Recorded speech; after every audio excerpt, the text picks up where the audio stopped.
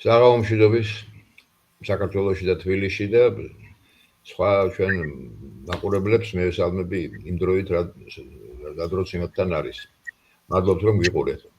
მოიწონეთ, გააზიარეთ, გაგეხმარეთ ამ მოწონებით და გაზიარებით. დღეს ვაგრძელებთ წინააღმდეგ დაწყებულ თემას ქართული ეკლესიის ისტორიისას. ბატონმა ელდარმა ისაუბრა წინააღმდეგ საქართველოს ეკლესიაზე საბჭოთა კავშირის დროს და დღეს წინა პერიოდზე იქნება საუბარი, ანუ საქართველოს ეკლესია ეგზარხოსების დროს მე-19 საუკუნე. ამას მოკლე შესავალით რაღაც ვისაუბრებ. როცა პეტრე პირველმა გააუქმა რუსეთში პატრიარქობა და ეკლესია დაუმორჩილა რუსეთის იმპერიულ მიზნებს, იმის მერე ეკლესია ეს მოხდა მე-18 საუკუნის 20-იანი წლების დასაწყისში. იმის მერე უკვე ორ საუკუნეზე მეტია, რამის 3 საუკუნეა, რაც ეს ვითარება გრძელდება და ეკლესია განსაკუთრებით მკაფიოდ გამოჩნდა ეს ბოლო პერიოდში, როცა წეგან ამბობდა ერთ-ერთი გაუმსვლელი ერთ-ერთ ქართულ ტელეარხზე, რომ ეს რუსული ეკლესია იქცა რუსული იმპერიის ერთ-ერთ განყოფილებას, რუსული იმპერიული მიზნების განხორციელების ერთ-ერთ განყოფილებას. და აქაც იგივე მოხდა მე საქმე იმაშია, რომ როცა 1793 წელს დადებული საქართველოს რუსეთს შორის ფარგლობის ტრაქტატის შემდეგ 1801 წელს რუსეთმა გააუქმა მეფობა ქართლის სამეფოში და შემდეგ იმერეთის სამეფოც გააუქმა და სამთავროებიც მიიერთა, ანუ მთლიანად მთელი საქართველო დაიკავა. და შემდეგ იქიდან სამხრეთ კავკასიიდან გააზევა ირანი და ოსმალეთი, რომლებსაც გაყოფილი ჰქონდათ ეს სამხრეთ კავკასია შუაზე გავლენის სფეროებად. და აქ დაიწყო ეკლესიას გააუქმა 1811-ში ქართული ეკლესიის ავტოკეფალია. ახლა წელს საპატრიარქოს განზრახული აქვს, რომ აღნიშნოს 1700 წელი ქართული ეკლესიისა. აქედან მე-5 საუკუნიდან მოყოლებული ფაქტიურად დამოუკიდებელი იყო ქართული ეკლესია და ეს დამოუკიდებლობა წაართვა რუსეთმა 1811 წელს. და კიდევ ერთი რამ ერთ საკითხზე მინდა გავამახვილო, როცა ხშირად არის ლაპარაკი რუსეთი რომ მოვიდა, მშვიდობა დამყარდა საქართველოში და ომები აღარ იყო. ესაც ციფრია. ომები იყო ერთი აჯანყებები, რომ ჩამოთვალოს 1802-ში, 4-ში, 12-13 წლებში, 18-19 წლებში, 32 წლის წარმატებელი შეთქმულება, მე 50-იანებში სამეგრელოს აჯანყება. გარდა ამისა, რუსეთი როცა ამ კავკასიას იკავებდა, გააძევებდა იქიდან სპარსელებსა და ოსმალებს, გამუდმებული ომები ჰქონდა მე-19 საუკუნის 30-იანი წლების ჩათვლით.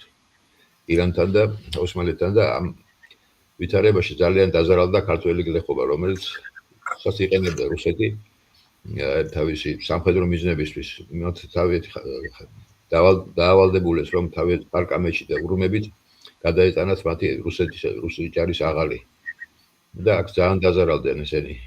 აცმევდნენ საკვებს, ხორბალს და დადგენილი თანხის ნაცვლად, რომელიც უნდა გადაეხადათ ამ ხორბალში, კაპიკებს უხდიდნენ. დაამშიეს ხალხი. ამ ომებში ძალიან ბევრი ადამიანი დაიღუპა დაჯანყებებში. ამ ვითარებაში სასულიერო სფერო სათავეში ჩააყენა პეტერბურგმა რუსის სასულიერო პირები, რომ ეგზარხოსები. ეგზარხოს ნიშნავდა რუსეთის ეკლესიის მეთაურის, ობერპროკურორის სამოქალაქო პირი იყო ხოლმე, იმპერატორი ნიშნავდა მათ მიერ დანიშნული ადამიანები და გარდა რამდენიმე 3-4 კაცისა ყველანი იყვნენ ქართველი მოძულეები და მტრობდნენ საქართველოს და ზულდათ ქართველობა და ყველაფერი ქართული და ამაზე ისაუბრებს ბატონ ელდარი. მადლობთ, გთხოვთ. მოგესალმებით. სანამ უშუალო საკითხზე გადავიდოდე, მანამდე მინდა წინარე ისტორიას შევეხო. ურთიერთობას რუსეთის ეკლესიასა და საქართველოს ეკლესიას შორის. უნდა ითქვას, რომ რუსეთ-საქართველოს პოლიტიკური ურთიერთობა შედარებით გვიან დაიწყო და რუსეთ-საქართველოს საეკლესიო ურთიერთობას უფრო დიდი ფესვები აქვს, უფრო ღრმა, კერძოდ მე-11 საუკუნიდან. ცნობილია, რომ მე-11 საუკუნეში ქართველმა ბერებმა მონაწილეობა მიიღეს კიევ-პეჩორის მონასტრის მოზაიკის შექმნაში. 9 ბერი იყო ეს და ეს მოზაიკა დღეს შემორჩენილი არ არის, მაგრამ კიევ-პეჩორსკი პატერიკ, აი იქ ასახული არის ეს ცნობა მოცემულია და თვითონ რუსი მკვლევარებიც და ქართველი მკვლევარებიც, მაგალითად ბატონი იასე ცინცაძე ამ კიევ-პეჩორის პატერიკის ცნობას ძალიან დიდ მნიშვნელობას ანიჭებს. გვაქვს ასევე ძალიან საინტერესო ცნობა, რომ რუსეთში ესე იგი სამონასტრო ცხოვრებას ფუძემდებელი გახდათ ანტონი და ეს ანტონი თავდაპირველად სანამ რუსეთში სამონასტრო ცხოვრებას ჩაუყრიდა საფუძველს ათონის მთაზე ივირონის მონასტერში აღიკვეცა ბერად. დასახელებული არ არის ვის მიერ, მაგრამ ანტონი იმ დროს მივიდა ივირონის მონასტერში, როდესაც იქ მოღვაწეობდა გიორგი მთაწმინდელი. როგორც ჩანს, მან კურთხევა და აღკვეცა ბერად და კურთხევა გამოუშვა აღმოსავლეთ სლავებში, რომ სამონასტრო ცხოვრება განევითარებინა. შემდგომ პერიოდშიც ურთიერთობა რუს და ქართველ სასულიერო პირებს შორის ათონის მთაზე ხდება. მაგალითად, მე-16 საუკუნეში, კერძოდ 1522 წელს რუსმა სასულიერო პირებმა თარგმნეს ესე წმინდა ნინოს ცხოვრება.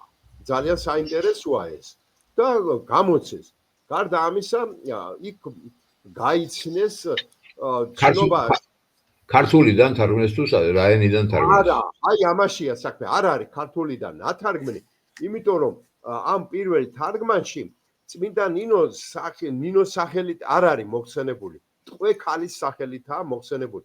როგორც ჩანს, ბერძნულიდან ან ლათინურიდან თარგმნეს და შემდგომ უკვე მე-17 საუკუნეში ქართულ წყაროებსაც ქართულად არის უკვე ნათარგმნი. ეს ათონის ხაზე კი არა, უკვე რუსეთ-საქართველოს ურთიერთობის დროს და საერთოდ დიდ მნიშვნელობას ანიჭებდნენ და ათონის ივირონის ხატი, ათონის ივირონის მონასტერში დასწული ღვთისმშობლის ხატი რუსეთის ეკლესიისათვის ძალიან ნიშნავენ სიწმინდეები. ითვლებოდა და 4 ასელი შექმნეს და დღესაც მისი სახელობის ტაძარი რუსეთში გახლავთ სხვადასხვა კუთხეში და დიდი პატივისცემით სარგებლობდა. გარდა ამისა, აქვე გაიგეს მათ, რომ საქართველო ღვთისმშობლის წილხვედრი ქვეყანა არის. ეს ცნობა ათონის მთაზე რუსმა სასულიერო პირებმა მოიპოვეს ესე სტეფანე ათონელის ბერძენი ბერის ცნობის მიხედვით და თარგმნეს მთლიანად ეს ბერძენი ბერის ნაშრომი და ძალიან საინტერესოა და ესე იგი დღესაც რუსეთის ეკლესია ამ თარგმანის მიხედვით აღნიშნავს და ძალიან მნიშვნელოვანია, მაგრამ ძალიან საინტერესო არის, რომ შემდგომ პერიოდში, აი ეხლა მე-15 ჩვენთვის ცნობილი არის მე-16 საუკუნეებში კახეთის სამეფოს ჰქონდა პოლიტიკური ურთიერთობა რუსეთთან, მაგრამ ეს საეკლესიო ურთიერთობა არ იყო, ხოლო მე-17-18 საუკუნეებში უკვე რუსეთ-საქართველოს შორის საეკლესიო ურთიერთობა ფართო მასშტაბს იძენს. ძირითადად რუსეთის იმპერატორების მიერ გამოგზავნილ ერჩობაში ყოველთვის 2-3 პიროვნება სასულიერო პირები იყვნენ და მათ დავალებული ჰქონდათ საქართველოში აღეწერათ ყველა ის სიწმინდე, რაც საქართველოში არსებობდა და მართლაც ძალიან საინტერესოა. ქართულადაც არის ბატონ ნოდარ ასათიანს, იასე ცინცაძეს და სხვებს აქვს ნათარგმნი ესენი, ქართულადაც არის, რუსულადაც არის გამოქვეყნებული და ძალიან საინტერესო წყარო არის თუ რა სიწმინდეები ინახებოდა საქართველოში. მაგრამ მე-18 საუკუნეში, როდესაც კავკასიის საზღვრებს მოადგა რუსეთის ესე იმპერიის საზღვრები, ეს ურთიერთობები უკვე პოლიტიკურ საფუძველთან ერთად ეკლესიურ ურთიერთობასაც შეეხო. ძალიან მნიშვნელოვანია, რომ თვითონ ქართველი სასულიერო პირები ამ დროს რუსეთში მიდიან ნაწილი, განსაკუთრებით ესე ასტრახანში მიძინების ტაძარში ძალიან ბევრი ქართველი მოღვაწეობდა. ამ დროს აი ძალიან მნიშვნელოვანი იყო ეს ურთიერთობა და იქ ბევრი საინტერესო საქმე კეთდებოდა. აი ამ დროს ცნობილი არის, რომ კავკასიაში მუსულმანობა იყო გავრცელებული და 1753-54 წლებში ასტრახანში მყოფმა სასულიერო პირებმა დახმარებისათვის მიმართეს რუსეთის იმპერატორს, ამ დროს უკვე ელისაბედი გახდათ რუსეთის იმპერატორი, რომ დახმარებოდა სამისიონერო მოღვაწეობაში ქართველ სასულიერო პირებს, რომ ამ მაჰმადიანებს შორის ეწარმოებინათ ესე მისიონერული მოღვაწეობა და გაექრისტიანებინათ ისინი. რუსეთისათვის ეს მისაღები აღმოჩნდა და გამოიყო ფინანსები და დაიწყეს ესე იგი შეიქმნა ოსეთის სასულიერო კომისია ქართველი ბერების მეთაურობით და ეხლა ქართველ ბერებს ძალიან დიდ პატივს სცემდნენ კავკასიელი მუსულმანი მოსახლეობა და ხდებოდა მათი გაქრისტიანება და აი ესე აშენდა ეკლესიები მოზდოგში სკოლაც კი გაიხსნა და ძალიან დიდი ესე მოღვაწეობას ეწეოდნენ ეს. მაგრამ მე-19 საუკუნის უკვე 70-ან 80-ან წლებში რუსეთის ხელისუფლებამ ამ სასულიერო პირებს, ქართველ სასულიერო პირებთან, რომელთაც კავკასიელ ხალხთან ძალიან კარგი ურთიერთობა ჰქონდა, ეს იყო ინგუშები, ჩეჩნები, დაღესტნელებიც კი და ესე იგი და ჩასვეს რუსის სასულიერო პირებიც. მაგრამ აი ამან ქართველები შეცვალეს რუსებით? არა, როგორ იცი, ქართველებიც იყვნენ თავდაპირველად და რუსის სასულიერო პირები. მაგრამ 1700 ესე იგი 86 წლიდან თელიანად რუსის სასულიერო პირები იყვნენ. მაგრამ ამ დროს მოხდა ისე რომ თვითონ კავკასიელმა მუსულმანმა მოსახლეობამ ზურგი აქცია და უკვე მომგებიანი აღარ იყო რუსეთის ხელისუფლებისათვის და 1792 წელს ოსეთის სასულიერო კომისია ესე იგი გაუქმებულა. არადა ძალიან საინტერესო იყო თვითონ მისი ესე იგი საქმიანობა. ავტოკეფალია რო გაუქმდა ჩვენთან 1815 წელს ოსეთის სასულიერო კომისია აღდგა. ესე იგი და საქართველოს 1815 წლიდან 1860 წლამდე ოსეთის სასულიერო კომისიაში ძირითადად ქართველები იყვნენ და სასულიერო მისიონერულ მოღვაწეობას ეწეოდნენ არა მარტო ჩრდილოეთ კავკასიაში, ეს ტერიტორია მოგეხსენებათ, ცოტა მოგვიანებით შეიერთა რუსეთმა ჩრდილოეთ კავკასიაში, არამედ საქართველოს ცალკეულ კუთხეებში, მაგალითად სვანეთში, ხევსურეთში, თუშეთში, სადაც ქრისტიანობა ესე წარმართობულისკენ იყო გადახრილი და ასე შემდეგ. და ძალიან დიდი როლი შეასრულა და დაფინანსებაც დიდი ჰქონდა. ეხლა უშუალოდ შევეხოთ საქართველოს და რუსეთის საეკლესიო ურთიერთობები კარგად აისახა იმ ხელშეკრულებებში, რომელიც მე-18 საუკუნის 80-იან წლებში გაფორმებული იქნა რუსეთ-საქართველოს შორის. კერძოდ ეს ეხება 1783 წლის გეორგიევსკის ტრაქტატს. მოგეხსენებათ, რომ ტრაქტატის მუხლები თითოეული მუშავდებოდა შემდეგნაირად. ჩვენი ელჩობა, გარსევანი ჭავჭავაძე და სხვები ჩადიოდნენ სამეფო ხელისუფლებასა მუხლებს შეათანხმებდნენ. ბელსბოროტკო იყო მოვლენილი რუსებისაგან, რუსეთის ხელისუფლებისაგან, რომ ბელსბოროტკოს უნდა შეემუშავებინა მუხლები და აი ასეთი ურთიერთშეთანხმებით ხდებოდა მუხლების შემუშავება. და ეკლესიასთან დაკავშირებით იყო ძალიან საინტერესო, მე ახლა აღარ შეუდგები, იქ 16 არტიკული იყო და კიდე 4 საიდუმლო არტიკული ამ მუხლების განხილვას, ხოლო განვიხილავ ეკლესიასთან მიმართებაში როგორ იყო გეორგიევსკის ტრაქტატში აღნიშნული. თავდაპირველი შეთანხმების მიხედვით ეკლესია საქართველოს მართლმადიდებელი ეკლესიას უნდა დაეკავებინა მეხუთი ადგილი რუსეთის ეკლესიებს შორის. ასე იყო შეთანხმება, მაგრამ 1793 წლის ესე იგი ეკლესიებს ეპარქიებს შორის. ხო, ესე იგი რო ჩავიდა ჩვენი ელჩობა გარსევანი ჭავჭავაძე და იოანე მუხრან-ბატონი გეორგიევსკში, ჩრდილოეთ კავკასიაში, ამ დროს მუხლი შეცვლილი იყო და მეხუთი ადგილის ნაცვლად საქართველოს ეკლესიას მიჩენილი ჰქონდა მერვე ადგილი ტობოლსკის ეპარქიის შემდეგ, ტობოლსკის ეპარქიის ეპისკოპოსის შემდეგ ჰქონდა. ეს ძალიან დამცირება იყო ქართველი საქართველოს ეკლესიის მრავალსაუკუნოვანი ეკლესიისათვის და ამან წინააღმდეგობა გამოიწვია უარი თქვეს ხელმოწერაზე, მაგრამ ბელსბოროტკომ მათ მისცა ერთი დღე მოფიქრებისათვის და ესე ელჩები გაოგნებულები იყვნენ, ჩვენ გვაქვს ხელშეკრულების შავი პირები, რომელიც ბატონმა ვალერიან მაჭარაძემ გამოაქვეყნა რუსეთის არქივებში მოპოვებული ეს მასალა და ძალიან საინტერესო დასკვნის საშუალებას გვაძლევს და ეს მუხლები ესე იფიქრეს ამათმა რომ ეს რომ ჩაშლილიყო ეს ხელშეკრულება, ამიტომ იძულებული გახდნენ ხელი მოეწერათ და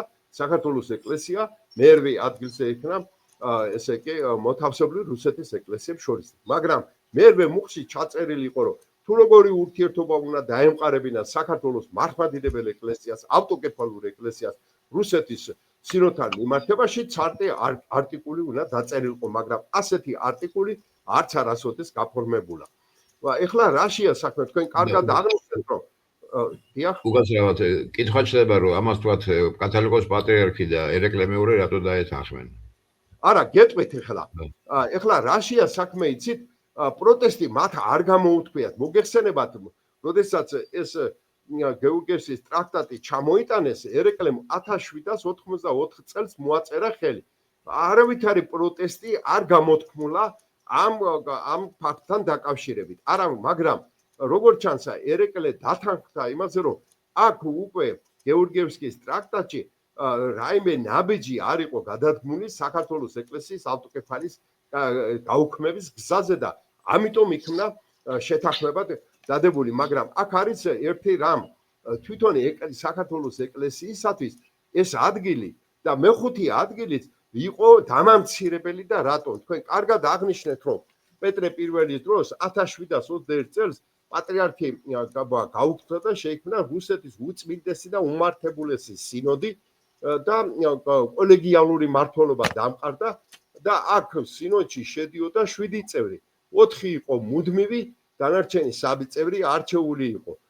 და სინოდს თქვენ აღნიშნეთ, რომ საერო პირი ობერპროკურორი მეთაურობდა და პეტრე პირველმა რუსეთის ეკლესია რუსეთის იმპერიული პოლიტიკის ერთ-ერთ დაწესებულებად აქცია და ამის შემდეგ თვითონ ეკატერინე მეორემ, როდესაც 1784 წელს მიიღო კანონი, რომლის მიხედვით რუსეთის ეკლესიის ქონება სახელმწიფო ქონებად გამოცხადდა და ბიუჯეტში შედიოდა მისი ქონება, აი ამითი უკვე ხელფასებს აძლევდნენ რუსეთში უკვე სასულიერო პირებს და მოგეხსენებათ, ვინც ხელფასს გაძლევს, მის პოლიტიკას ატარებს და ამიტომ თვითონ სახელმწიფო მოხელეებად აქციეს სასულიერო პირები.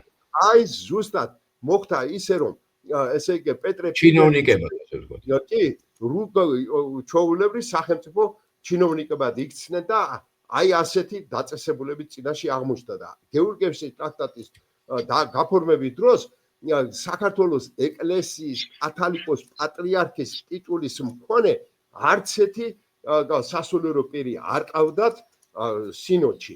არ ყავდათ და ძალიან აი ესეთი მნიშვნელოვანი. ამიტომ ფაქტიურად ეს დამცირება იყო. მიუხედავად იმისა, რომ გეორგიევსკის ტრაქტატს ერეკლემ ხელი მოაწერა, პროტესტი კიდევ გიმეორებთ აქ არ გამოთქმულა. რა თქმა უნდა, მოგეხსენებათ, გეორგიევსკის ტრაქტატით არ შესრულებულა და თვით ეკლესიაც ძალიან მძიმე დღეში ჩავარდა. საქართველოს კათოლიკოს პატრიარქი ითვლებოდა სწორედ ესე რუსეთის სინოდის წევრად და ასეთი იყო ანტონ კათალიკოსი, ანტონ პირველი, რა ძალიან საინტერესო პიროვნება. ეს გახდათ იესე ესე იგი ვახტანგ მექსის ძმის იესეს გადაგვარებული აი გამუსულმანებული პიროვნების შვილი, მაგრამ თავისი მოღვაწეობის დროს მან დიდი საგანმანათლებლო საქმიანობა ჩაატარა ეკლესიაში და აი ესე 1788 წელს გარდაიცვალა ის და ტახტზე ავიდა ესე იგი ერეკლეს ძე ესე იგი ანტონ მეორე, რომელიც აღზრდილი იყო ანტონ პირველის მიერ და ძალიან საინტერესო პიროვნებას წარმოადგენდა. და ძალიან დიდი, ეხლა ის არ ყოფილა წიგნობარი კაცი, მაგრამ თავისი მოღვაწეობით და თავისი პოლიტიკური საქმიანობით, აი ესე ქმედებით ძალიან დიდ ხელს უწყობდა მამას მმართველობის სისტემა კიდევ უფრო გამტკიცებულიყო. რაც შეეხება გიორგი მე-12-ის დროს, აქაც მოგეხსენებათ, გიორგი მე-12-ემ სათხოვარი პუნქტები გაუგზავნა რუსეთის ხელისუფლებას და საგარეო პოლიტიკასთან ერთად საშინაო პოლიტიკაც ესე იგი რუსეთის ხელში აღმოჩნდა. აღმოჩნდებოდა რომ ეს რუსეთის ხელისუფლებას მიიღო მისი სათხოვარი პუნქტები. მაგრამ აქაც ესე ხაზგასმით იყო რომ საქართველოს კათოლიკოსი უცვლელი უნდა დარჩენილიყო. მეცაც გეტყვით პლატონ იოსელიანმა თავისი მამის ეგნატე იოსელიანის გადმოცემით თავის ესე იგი ნაშრომში გიორგი მე-12 შეიტანა ერთი ძალიან საინტერესო ასე მონათხრობი. როდესაც ბრჭობა არის საქართველოს სამეფო კარზე პოლიტიკური ორიენტაციის შესახებ. თვითონ გიორგი მე-12 დაჟინებით მოითხოვდა რომ დაუძლურდით საშინელ მდგომარეობაში ჩავარდა ჩვენი ქვეყანა ევროპა ჩვენთან არცალია და ასეთ მძიმე ვითარებაში ვიმყოფებით. ამიტომ ესე იგი რუსეთს უნდა გადავწევთ ესე იგი და ხელშეკრულება უნდა გაფორმდეს. როგორც ჩანს ეს სათხოვარი პუნქტების შემუშავების დროს არის. მის წინამდე გამოსულა საქართველოში სტუმრად ყოფი სამეფო კარზე ძალიან დაახლოებული პატრინ ნიკოლა და უთქვია რომ ესე იგი ამ ნაბიჯს ნუ გადადგათო, იმიტომ რომ ესე იგი კათოლიკე იყო ხო პატრინ ნიკოლა? კი, კათოლიკე პიროვნება გახდათ, სამეფო კარზე დაახლოებული იყო იგი, ექიმიც იყო, ყველაფერი და ერეკლე და გიორგი მე-12 დიდ პატივს სცემდნენ და აი ამ დიალოგის დროს ძალიან საინტერესო არის. ის ეუბნება რომ მოყვრად მოსული უცხო თესლი რად გექცევა, მიწები გაიყიდება, ხალხი მძიმე დღეში ჩავარდება და მას მხარი დაუჭირა ჯვარის მამის მონასტრის წინამძღვარმა ესე იგი ათანასემ, რომელიც იყო იერუსალიმელი. ეს ჯვარის მამის ეკლესია იყო მეტოქი ეკლესია იერუსალიმის ეკლესიისა. ეს ათანასემ შემდგომ იერუსალიმის პატრიარქი გახდა.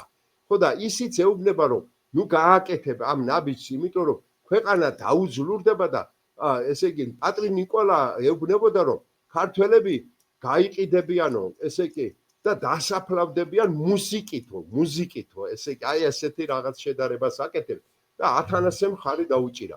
მაშინ თვითონ პატრმა ნიკოლამ ეგნატეს ეს პლატონ იოსელიანის მამას ეგნატე გახლავთ ესე იგი სამეფო კარზე მოძღვარი უთხრა მოატანინა ესე ისაია წინასწარმეტყველის წიგნი და იქ წაუკითხა შესაბამისი თავი, სადაც ისაია წინასწარმეტყველი ამბობს გარკვევით რომ ესე იგი უცხო ტომს ჩაბარებული ხალხი ძიმე მომავალი არ აქვთ მათ და პირილი წასდა თვითონ გიორგი მე-13-ს, როგორც თვითონ ახლა გიორგი მე-13-ს უწოდებს პლატონ იოსელიანი მას, იგივე გიორგი მე-12-ს წასდა და რა ვქნაო, ძალიან ძიმე დღეში ვარო. და ამ დროს ესე იგი ეუბთიმე ესე იგი იოანე ნათლმცემლის მონასტრის წინამძღვარი მეფეს ეხვეწება არ ესე იგი უარი არ თქვა რუსეთთან მეგობრულ ურთიერთობაზე, თორე დავიღუპებითო და არ შეცვალო აზრივო და მაშინ განაცხადა რომ მე ვერ შევცვლი ჩემს ას, იმიტომ რომ ჩემ წინაპრებს ვერ წარუდო, როგორ წარუდგე გარდაცვალების შემდეგ რომ უარი მივიღო. და აი აქ მაგრამ რუსეთის როდესაც რუსეთის ხელისუფლებამ ქართლ-კახეთის სამეფო გააუქმა, მაშინ ენიშნა ევრთიმეს პატრინ ნიკოლასა და ათანასე ბერძენის წინასწარმეტყველება. ძალიან ძიმე დღეში ჩავარდნენ. თვითონ მონასტრის ბერები იოანე ნათლმცემლის დავით გარეჯის იოანე ნათლმცემლის ბერები აყვედრდნენ მას, შენო რუსეთსო საქართველოს ლანგრით მიართვითო. და ამ დროს ის კნორინგ წერილს მიშველეო საშინელ დღეში ვარო მეო ყველაფერი ვიყონე რომ ესე იგი რუსეთის ხელისუფლების ქვეშ აღმოჩენილი ყავითო, მაგრამ ეხლაო ძალიან ძიმე დღეში ვარო, ჩვენი ურთიერთობაო საიდუმლოდ უნდა დარჩესო, თორე მე მომკლავენო და საბოლოოდ მას დახმარება არ გაუწიეს, ის გადააყენეს წინამძღვრობიდან და გამოაძევეს და მაშინ ცხარე ცრემლებს რო ღური და განაცხადა რომ მე ეს მტრობით არ გამიკეთებიაო, ჩემი ქვეყნის მტრობით არ გამიკეთებიაო, მაგრამ მეტის ღირსი ვარო ის რაც მე ამჟამად მიმართებაო. აი ასეთი შეხედულება ჰქონდა. რაც შეეხება ქართლ-კახეთის სამეფოს გაუქმებისთანავე, რუსეთის ხელისუფლება ბუნებრივია რომ სახელმწიფოებრივად დაკარგულ ქვეყანაში ბუნებრივია ის ვერ მოითმენდა ავტოკეფალური ეკლესიის არსებობას. ამიტომ პირველი წლიდანვე დაიწყო ბრძოლა ავტოკეფალიის გაუქმებისათვის. და მას ძალიან დიდ მნიშვნელობას ანიჭებდა იმ მხრივ, რომ ჯერეთი ბაგრატიონი იყო ხელისუფლების გამგებელი. ესე ავტოკეფალიის ეკლესიის მეთაური. 1803 წელს მოგეხსენებათ, რომ რუსეთმა ბაგრატიონები გაასახლა ყველას საქართველოდან, იძულებით წავიდა და ეს ბაგრატიონი რჩებოდა და ის რუსეთს და პერმანენტულად რო ხდებოდა აჯანყებები 1802-4 ესე 12 წელს და ესე ავტოკეფალიის გაუქმებამდე ყველა ამ აჯანყებაში სასულიერო პირები აქტიურ მონაწილეობას ღებულობდნენ და ერეკლეს ძე ანტონ კათალიკოსი და მისი ტახტი აი სამეფო ხელისუფლების აღდგენის წინაპირობად მიაჩნდათ მათ. მაგ კი არა, გელმეჩურის შეთქმულების დროს 1802 წელს ესე იგი ბოდბელი მიტროპოლიტი იოანე ესე მაყაშვილი აქტიურად მონაწილეობდა ესე იგი ელეფთერ ზუკაკიშვილი მონაწილეობდა კიდევ ამ შეთქმულებაში სასულიერო პირი იყო ეს და წერილი მათ ესე რუსეთის ხელისუფლების იმპერატორისათვის უნდოდათ წერილის გაგზავნა და ბოდბელი ჩამოიყვანეს თბილისში, მაგრამ ბოდბელი დააპატიმრეს. საშინელ დღეში ჩაგდეს და ბოდბელი გაათავისუფლეს პირობით და ამის შემდეგ ის რუსეთის სამსახურში ჩადგა და გარდაცვალებამდე 1837 წლამდე იგი დიდი პატივით სარგებლობდა. ეხლა რა არის იცით, ბატონო დავით, ძალიან საინტერესოა, ვიღაცები აი იდეალიზაციას ახდენენ ბოდბელი ეპისკოპოსისას, რომ აი მიტროპოლიტისაც რომ ასეთ იყო, მაგრამ სინამდვილეს ის დასაფლავებულიათ მართლაც პატივდებული პიროვნება იყო. 1812 წლის კახეთის აჯანყების დროს რუსეთის ხელისუფლებამ გამოიყენა კახელების დასამშვიდებლად, მაგრამ ყური არ ათხოვეს კახელებმა და მედგრად წინამდგომა გაუწეს. რაც შეეხება ელეფთერ ზუკაკიშვილს, ელეფთერ ზუკაკიშვილის მოტყუებული დარჩა ესე რუსეთისგან დიდი პატივდებული იყო და 1804 წლის შეთქმულების დროს ელეფთერ ზუკაკიშვილი იმ გუნდებს, რომელიც ამ აჯანყებაში მონაწილეობდნენ, თვითონ თავისი ხელით კრეჭდა და მგლობიდან კვეთდა მათ. აი ასეთი ის იყო. სხვათა შორის მერე მაგის წინაპრებმა გვარი გადაიკეთეს და ზუბალაშვილები გახდნენ ისინი. ესენი იყვნენ გარეკახეთიდან, აი ესეთი და 1827 წელს. მაგრამ ეს უკაცრავად რო არ აერიოს თქვათ მაყურებელს ის ქველმოქმედი ზუბალაშვილები იყვნენ მესხეთიდან და კათოლიკები იყვნენ ისინი. ხო, არა, ეს სხვა არის. ეს არის აი გარეკახეთიდან იყვნენ ესენი, ეს ისა. და აი ასეთი პირობებით და 1827 წელს მისი ჩანაწერი არის საინტერესო იმპერატორს როწერ პენსიის გარეშეა დარჩენილი და საშინელ დღეში არის.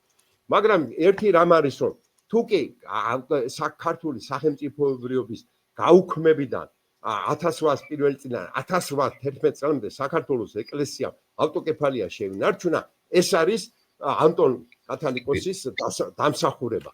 ანტონს ესე იგი განსაკუთრებით მძიმედ ექცეოდა წარმოშობით ქართველი პავლე ციციანოვი, რომელიც 1802 წელს დაინიშნა მთავარ მართებლად. ის აკონტროლებდა, ეხლა ის ცნობილი ნოველისტი იყო, ლექსებს წერდა, მაგრამ ყოველთვის ხას უსვალდა, მე წარმოშობით ქართველი ვარ, მაგრამ ჩემში რუსული ესე იგი სული არისო. აი ასეთი განწყობის კაცი იყო. ის ანტონს ესე იგი გადაადგილების საშუალებას არ აძლევდა მისთან შეთანხმების გარეშე.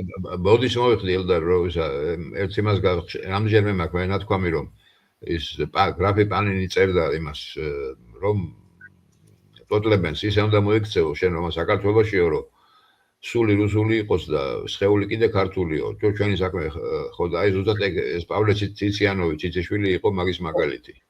ხო, ტოტლებენს რო წერდა, ხო, ეს გასაგებია, კი, ეს ცნობილი ფაქტი არის. მაგრამ რა იყო იცით, ანტონს მასთან შეთანხმების გარეშე არ შეეძლო უბრალოდ სასულიერო პირი მღვდელი ეკურთხებინა. 1803 წელს ერთ-ერთი მთავარ ეპისკოპოსი გარდაიცვალა. ანტონს არ მიცეს უფლება, რომ ახალი მთავარ ეპისკოპოსი დაენიშნა და პეტერბურგში გაგზავნილ წერილში ციციანოვი წერდა, ამ გზით ძალიან გაიოლდება საქართველოს ეკლესიის ავტოკეფალიის გაუქმება. რუსეთის ხელისუფლება მათ შორის ციციანოვი ხედავდა, რომ ანტონი ქართველ ხალხში ძალიან დიდი პატივიცემით სარგებლობოდა და ამიტომ აშკარად მის წინააღმდეგ ვერ ბედავდნენ, თუმცა გზას უზღუდავდნენ. 1804 წელს ქოლერა გავრცელდა თბილისში და ანტონმა კარეტით გადაწყვიტა სვეტიცხოველში წასულიყო, გზიდან დააბრუნა და არ მიცა საშუალება წასულიყო. გარდა ამისა, აუმხედრა სასულიერო პირები. პირველ რიგში შეეცადა გამოიყენებინა მის წინააღმდეგ ვარლამ ერისთავი. ეს ვარლამ ერისთავი იყო ერეკლე მეორის დროს, ერეკლე რომ დავითი მისი ქსნის საერისთავო გააუქმაო, დავითიშვილი იყო. მაგრამ ერეკლემ დავითს ხელი შეუწყო, სასულიერო განათლება მიიღო კარგად და წარმატება რომ გუჩი არ ჩაედო ხელისუფლების წინააღმდეგ მტრობა. და იგი ახტალის ეპისკოპოსი გახდა და 1888 წელს, როდესაც ანტონ პირველი გარდაიცვალა, ერეკლეს უნდოდა მისი კათალიკოსად კურთხევა, მაგრამ გიორგი მე-12-მ თავისი ძმა ანტონ მეორე აკურთხა კათალიკოსად. ასეთი ვითარება იყო და ეს ვარლამი ახტალის საეპისკოპოსოს განაგებდა. 1796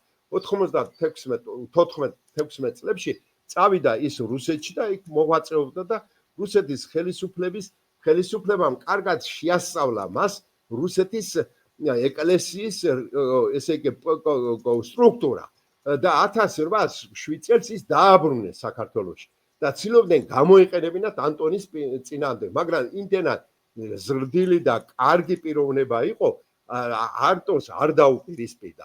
მაგრამ სამაგიეროდ ანტონს დაუპირისპირდა თბილელი მიტროპოლიტი არსენი, რომელიც იყო აბდულა ბეგის შვილი. წარმოშობით ბაგრატიონი იყო, თუმცა ის ნაიბიძის გვარს, ანუ ნადიბაიძის გვარს ატარებდა. ძალიან წარჩინებული იყო. ეხა თბილისში მცხოვრები ანტონი წირავდა მაშინ ანჩისხატის ტაძარში, იმიტომ რომ საკათალიკოსო ტაძარი იყო თბილისის, სიონი კი იყო ესე იგი თბილისის სამიტროპოლიტო ტაძარი. და რუსეთის ხელისუფლება სამიტროპოლიტო ტაძარში ესწრებოდა წირვებს და ამიტომ ანტონი ხშირად წირავდა ხოლმე ესე იგი სიონის ტაძარში, იმიტომ რომ მთავარმართებლები და ესენი იქ იკრიბებოდნენ. 1809 წელს ესე იგი წირვის დროს ამ ვარლამ ერისთავმა დაიკავა ადგილი არსენის წინ და იერარქიის მიხედვით, საეკლესიო იერარქიის მიხედვით, ვინც პირველი ისა უპირატესია, ის უნდა მდგარიყო. ამან ადგა და კვერთხი ჩაარტყათ თავში, რის გამოც ესე იგი საკურთხეველში ჩხუბი ატყდა, ეს მოხდა მთავარმართებლისა და მთელი რუსეთის კავკასიის ხელისუფლების წინაშე, რის გამოც წირვა ფაქტიურად ჩაიშალა და ანტონი კათალიკოსი ტიროდა, იმიტომ რომ ეს პროვოკაცია იყო გამოწვეული რუსეთის ხელისუფლების მიერ. რუსეთის ხელისუფლებამ ეს არ მოიწონა და გადაწყვეტეს, რომ ანტონი ესე უთხრეს, რომ დაესაჯა არსენი. მაგრამ საქართველოს ეკლესიაში არ არსებობდა ესე იგი სპეციალური სასამართლო, რომელიც გაასამართლებდა სასულიერო პირებს და ამიტომ შეიქმნა ესე დროებითი სასამართლო პროცესი, მაგრამ არსენი არ ემორჩილებოდა მას და ის განაგრძობდა თავის მოვალეობას მაინც ძალადობის გზით. მას ანტონმა გამოუტანა განაჩენი, რომ ის იოანე ნათლისმცემლის ტაძარში უნდა წასულიყო და ჩამოშორებოდა ეკლესიას. მაგრამ ამაზე განაწყენებული იყო და ძალიან დიდი ბრძოლები მიმდინარეობდა, თელი ამბები იყო ამასთან დაკავშირებით და საბოლოოდ ანტონის საქართველოს გაწვევის შემდეგ 1783 წელს ის გარდაიცვალა და სიონის საკათედრო ტაძარშია დაკრძალული. თუ რა ადგილზეა დაკრძალული, ეს უცნობი არის. გარდა ამისა, ანტონს ესე სხვა პროვოკაციებსაც უწყობდნენ. ანტონი ესე იგი ხელმოკლედ ცხოვრობდა, მას დიდი შემოსავალი ჰქონდა, მაგრამ აჭვირებულებს ეხმარებოდა, რაღაცა ჩელიაქის საბაჟო ჰქონდა. ჩელიაქის საბაჟო ესე იგი ნებაჟეებს გადაცა, სხვებს გადაცა და იქიდან გარკვეული თანხა აიღო, მირმანოვი იყო ასეთი, ვაჭარი იყო და ეს მაგრამ რუსეთის ხელისუფლებამ ეს საბაჟოები გააუქმა და სახელმწიფო საკუთრებად გამოაცხადა. რის გამოც ეს მირმანოვს თანხა ვერ გადაუხადა ამან და მირმანოვმა სასამართლოში ატეხა დავა, რის გამოც ანტონს სახელი შეელახა. გარდა ამისა, რუსეთიდან ჩამოიყვანეს საიდუმლო პროკურორი პროხოტკინი, რომელმაც საიდუმლოდ შეადგინა თუ რა შემოსავალი შედიოდა ეკლესიაში, დაავალა ეპარქიის მმართველებს, მაშინ 13 ეპარქია იყო და რა შემოსავალი რუსეთის ხელისუფლებას ეს აინტერესებდა, რომ გაუქმების შემდეგ ეს ქონება გადაცემოდა რუსეთის ხელისუფლებას. აი ასეთ სხვა წინამდგომების ბევრი იყო და ანტონს როგორც შანსი იმათ უკვე გადაწყვეტილი ქონდა, რა თქმა უნდა, გაუქმება და რახან უკვე მე ხაზინისგან მიიღოთ ხელფასი იმ სასულიერო პირებს, ამას ინასტალიდან. კი, აქ რა მოხდა, იცით? ესე იგი, აი ესეთი რაღაცა მოხდა. აი სხვა პერიპეტიებიც იყო, მაგრამ ანტონს განუცხადეს, რომ თქვენ საქართველოს ეკლესიაში უნდა გატარდეს გარკვეული გარდაქმნები და ამიტომ თქვენ რუსეთში უნდა წახვიდეთ სინოდში და აი სინოდში ესე იგი შეიქმნება პროექტი იმის შესახებ და ამაში პროექტის შექმნაში თქვენ უნდა მიიღოთ მონაწილეობა, რომ ეკლესია როგორ გარდაექმნას. ანტონი მიხვდა რაშიც იყო საქმე და უარს ამბობდა წასვლაზე იმიზეზებდა ავადმყოფობას. ეს იყო დაახლოებით მაისის ბოლო და ცივი ჰავის პირობებიო, მე ძალიან მძიმე პირობები შემექმნისო, წერილში იმპერატორის სახელზე გაგზავნილ წერილში აცხადებდა, მაგრამ მას განუცხადეს, ეხლა ზაფხულიაო და რუსეთშიო სიცივეები არ არისო. მაგრამ ვერ აიშორა წასვლა და 1810 წელს ესე იგი სექტემბერში გაემგზავრა, თუმცა გამგზავრების წინ გაიარა სვეტიცხოველში წირა უკანასკნელად და გაიარა იმ დუშეთში მიქ თავისი და ქეთევანი გათხოვილი იყო იმაში უფრო ზუსტად მუხრანში გაიარა ქეთევანი მუხრან ბატონებს ყავდა ცოლად და მეორე დღეს დაბრუნდა საქართველოში. მანამდე კი თავარ მართებელმა ტიჩევმა და საქართველოს მმართველობა წერილი დეპეშები გაგზავნეს იმპერატორს და იმპერატორმა უკვე დაიქირავა სახლის და ყველაფერი იყო მოწყობილი, მაგრამ რო დაბრუნდა, ესე იგი ანტონ საყვედური ვერ უთხრეს, იმიტომ რომ გავრცელებული იყო ხმები, რომ ესე იგი ისა ლევან ფარნაოზის ძე, ესე იგი ძმისშვილი ლეკეთში იმალებოდა ოსეთში და აპირებდა თავდასხმაც, რომ ბიძა გაეთავისუფლებინა ამ ესე იგი ტყუებისაგან.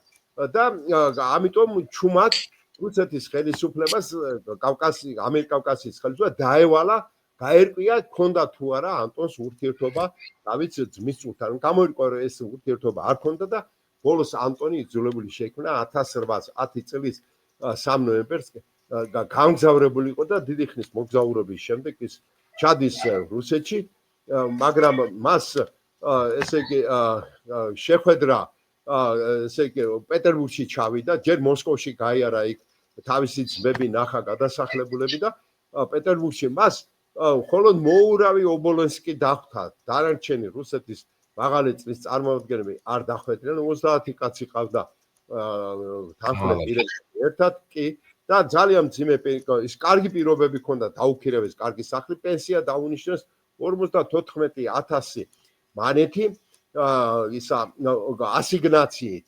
ეს ძალიან მცირე თანხა იყო, ვერცხლითი არ იყო, ვერცხლით რო ყოფილიყო, მაშინ ძალიან დიდი თანხა იქნებოდა. სამნაირი ისტრიალებდა რუსეთში, ოქროს, ვერცხლის და კაღალდის ფული ასიგნაციები. და ბოლო მოხდა ასეთი რაღაცა, ესე იგი იმპერატორმა მას ორი რესკრიპტი მისცა, ამ რესკრიპტის პირველი რესკრიპტის მიხედვით, ესე იგი სიცოცხლის ბოლომდე იქნებოდა ისა კათალიკოსის ტიტულის მატარებელი და პენსია ეძლეოდა და აი ესეთი ვითარება იქნებოდა, საქართველოში ვეღარ დაბრუნდებოდა. მაგრამ ესე იგი კათალიკოსად ის არასოდეს მიმართვებში აღარ იწერებოდა, ის მას რუსული ენა არ იცოდა და წირველსაც ვერ აყენებდა და აქ მოღვაწეობდა ეს გარკვეული პერიოდის, მაგრამ რაც რო გადიოდა, მე სანამ რეფორმებს შევეხებოდი, რაც რო გადიოდა, მისადმი ინტერესი თანათან ესე იგი ცირდებოდა და ესე მატერიალური დაინტერესების მხრივ უპირატესობას აღარ ანიჭებდნენ და ბოლოს ის გადავიდა მოსკოვში. მაგრამ 1812 წელს ნაპოლეონი რო შემოესია მოსკოვს, ტამბოვში გადავიდა.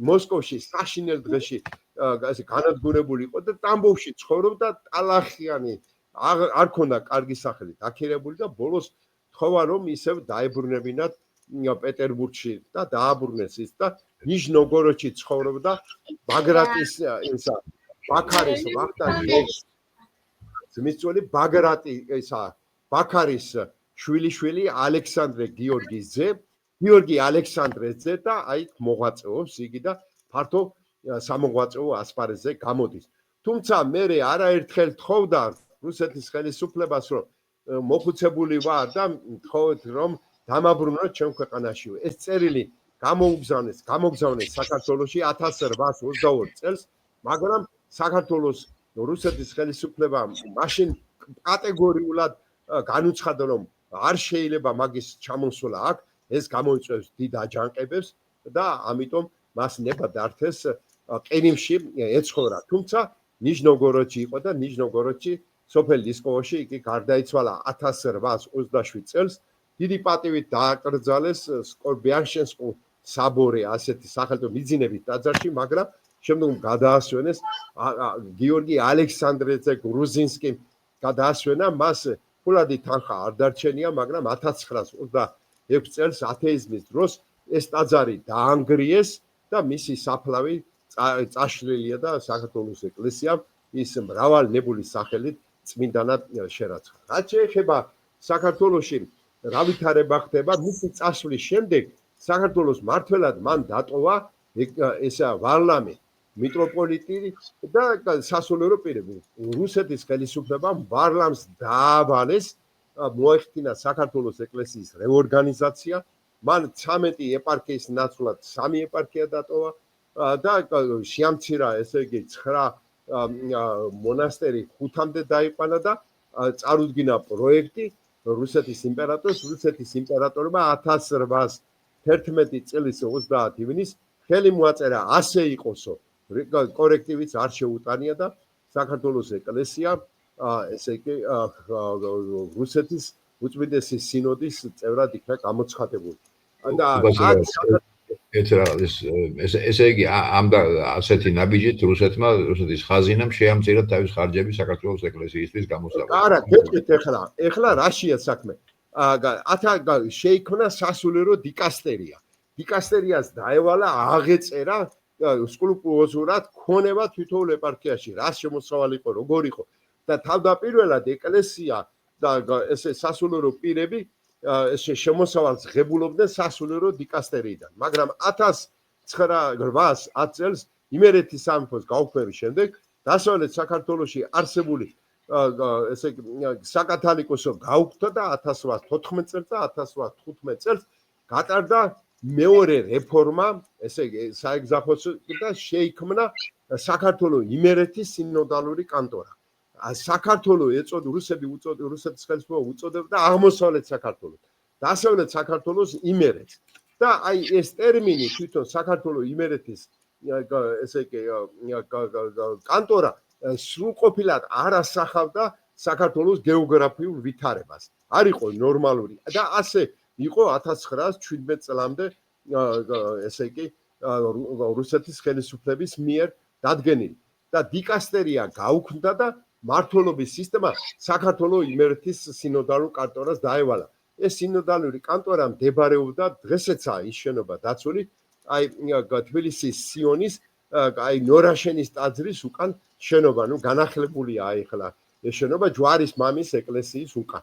აი აქ არის და რუსეთის ხელისუფლება საქართველოს ეკლესიის მმართველად გამოყო და დანიშნა ეგზახოსი უნგრულ ლახეთში არსებული ესე იგი თანამდებობის მიხედვით. ეს ეგზახოსოვი იყო ადრე საერო ხელისუფალი რომის იმპერიაში, ხოლო ესე იგი რუსეთის იმპერიაში იგი იყო ავტონომიური ეკლესია დაქვემდებარებული ესე იგი იმას რა ქვია რუსეთის უწმიდეს სინოდს ავტონომიური ეკლესია ფაქტიურად ავტონომიაც აღარ ქონდა რუსეთის დროს ამ საეგზარხოსოში შედიოდა ქართლის და კახეთის ეპარქია კასპიისპირეთის ეპარქია და აი სამი ეპარქია იყო ანტონ მეორეს რუსეთში გაყვა დოსითევოს ფირცხელაური ეს დოსითევოს ფირცხელაური სასულიერო პირი იყო და იქ ეპისკოპოსი გახადეს და ეს დოსითეოსი რო ჩამოვიდა, უკვე ვარლამი არის ეგზახოსი და დოსითეოსსა და ვარლამ ეგზახოს შორის დაძაბული ურთიერთობა არსებობდა. ეს დოსითეოს მიწები ჰქონდა ქსნის საერისთავ ყოფილ საერისთავოში და ამ მიწებზე იყო დავა. და ამ დროს რომ ისა სიონის ტაძრის ერთ-ერთი მღვდელმსახური ისე ეუბნებოდა ნუ ეჩხუბებით ერთმანეთს, თორე რუსები არცეც არ დაგაყრიან კარგ ხეირცო და მართლაც ასე მოხდა. 1817 წელს ორივე გააძევეს საქართველოსდან და ესე რიაზანიდან ჩამოიყვანეს თეოფილაქტე რუსანოვი.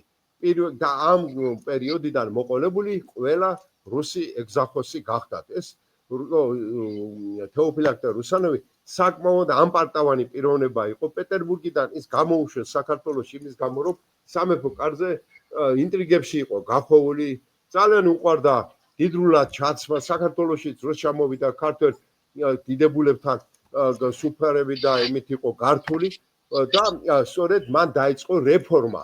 და ეს რეფორმა დასავლეთ საქართველოს შემოერთების შემდეგ, როდესაც ეკლესიის ავტოკეფალია იქ გაუქმდა, იქ დაიწყო ამ რეფორმის გატარება, მაგრამ ადგილობრივ მოსახლეობასგან დიდი წინააღმდეგობა შეხვდა და აჯანყებას ჰქონდა ადგილი 1819 წელს.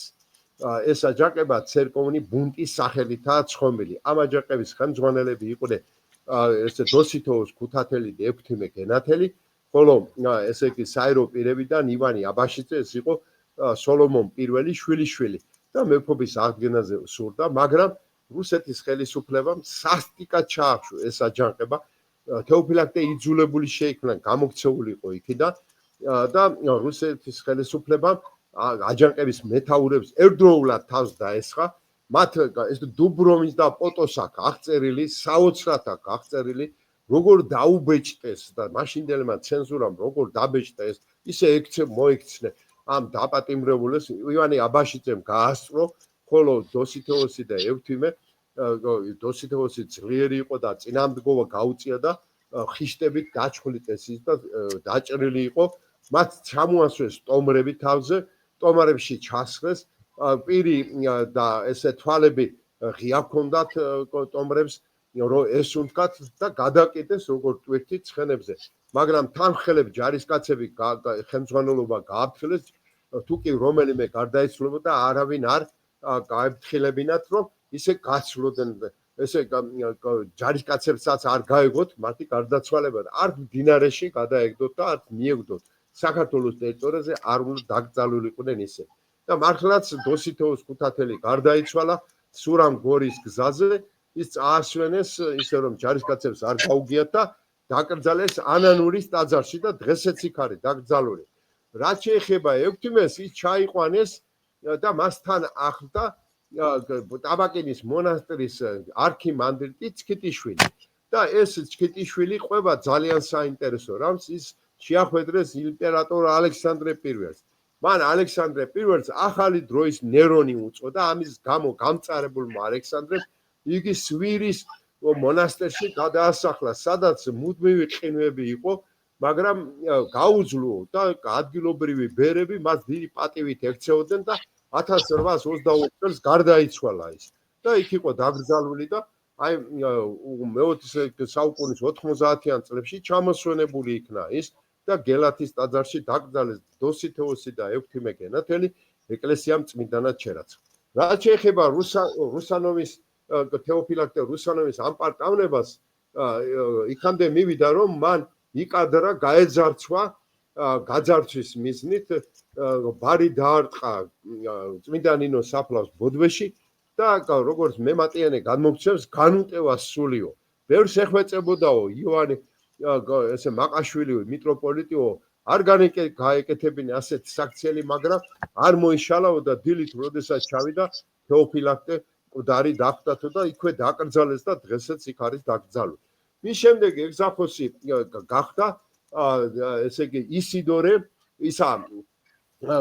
იონა ვასილევსკი. ესეც ცნობილი პიროვნება იყო. სხვათა შორის ესე იგი ეგზახოსმა თეოფილაქტემ დაიწყო ესე მონასტრების შემცირება და მონასტრების წინამძღვრად ჩამოიყვანა რუსეთიდან სასულიერო პირები და ძალიან შეამცირეს მონასტრებში ქართველთა რაოდენობა.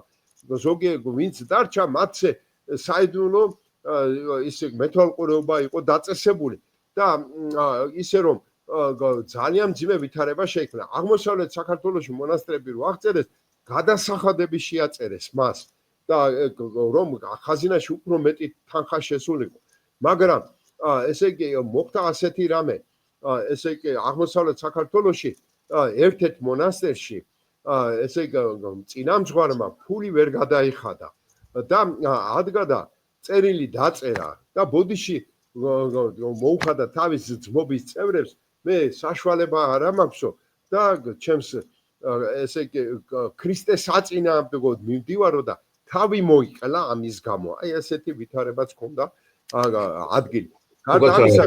ერთი მაყურებელი გვეკითხება, რომ რუსი ეგზარქოსები წაქარიან დასაფლავებულებიო?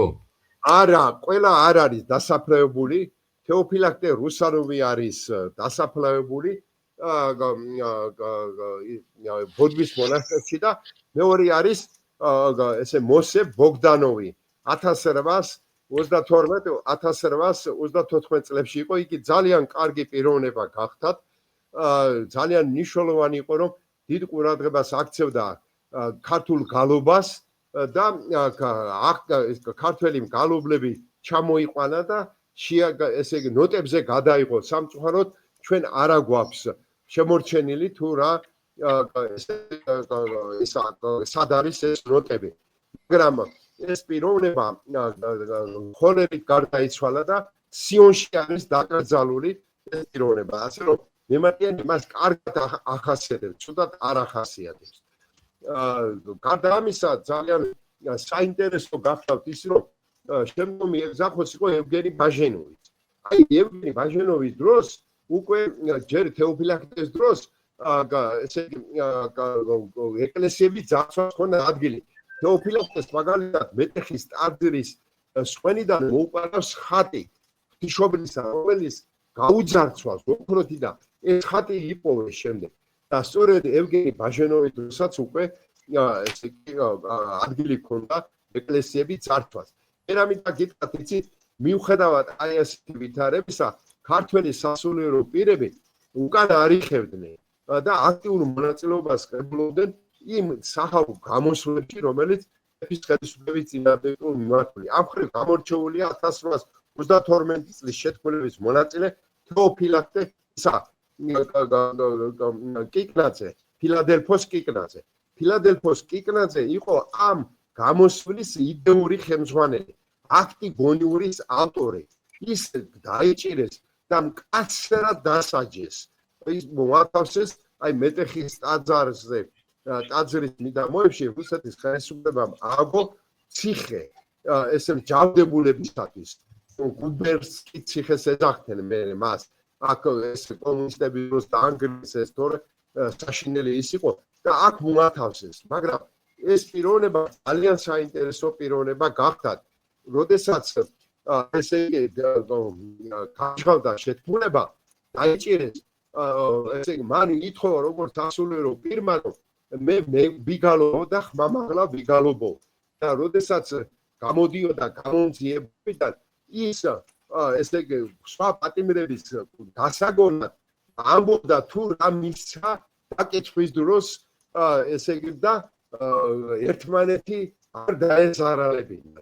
მაგრამ მოხდა სამწუხაროდ ის, რომ დაჭერილები ერთმანეთს უშვებდნენ და ყველაზე მეტი საჯელი ფაქტურად თეოფილაქტე რუსანოვს ჰქონდა.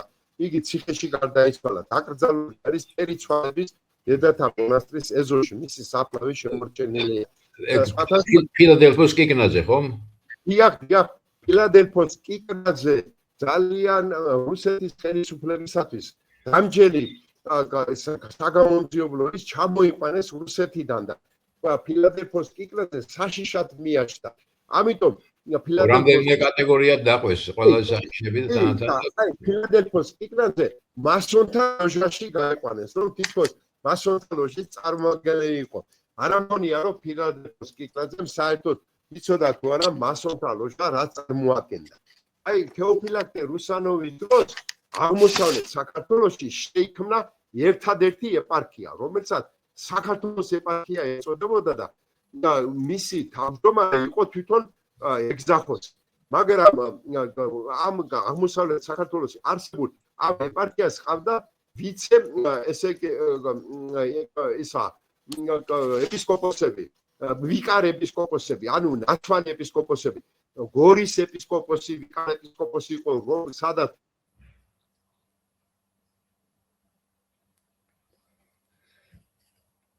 უკაცრავად რაღაც ტექნიკური ის არის ხარვეზია. მოდი ესე გავაკეთოთ, ესე იგი ბოდიში ბოდიში ვიხდით რა ასეთი რამე რომ მოხდა ეს ტექნიკური ინტერნეტი გაეთიშა. რაღაც დამოკიდებული